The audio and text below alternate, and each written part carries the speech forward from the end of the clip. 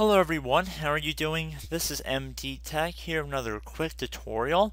Today I'm going to be showing you how to hopefully resolve the server DNS address could not be found, and this might result in certain web pages displaying that a certain site could not be reached. This can be very frustrating, so in this brief tutorial I'm going to be going over a way of hopefully resolving this issue for you guys. So we're going to do a couple different things in order to accomplish our goal today. And we're going to start by heading over to the Start menu, and we're going to search up Control Panel. Windows 10 should be listed right above Desktop App. Earlier versions of Windows probably would just say Control Panel. Just left click on that. You want to left click on Network and Internet, assuming your view by is set to Category View. You want to left click on Network and Sharing Center right here. Whatever connection is listed underneath access type, left click on it.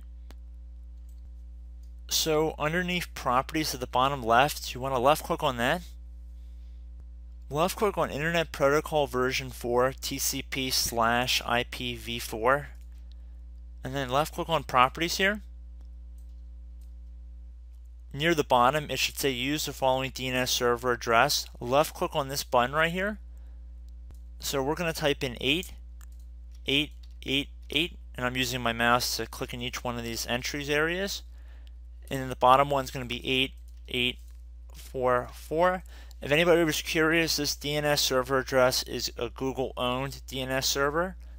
So at this point you would just left click on OK. Make sure you type that right. It's going to be a big issue if you don't. So 8.8.8.8 should be your preferred DNS server, and 8.8.4.4 should be your alternate DNS server. So once you're done doing that, hopefully it should solve your error. However, there's one further step we can do here. Then that would be to head over to Command Prompt. So we're going to right click on the Start button and then left click on Command Prompt Admin. Might get a user account control window. Select Yes. Now what we want to do is type ipconfig /flush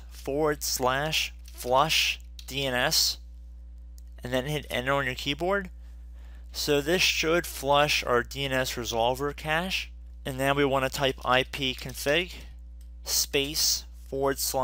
/renew and then hit enter on your keyboard again.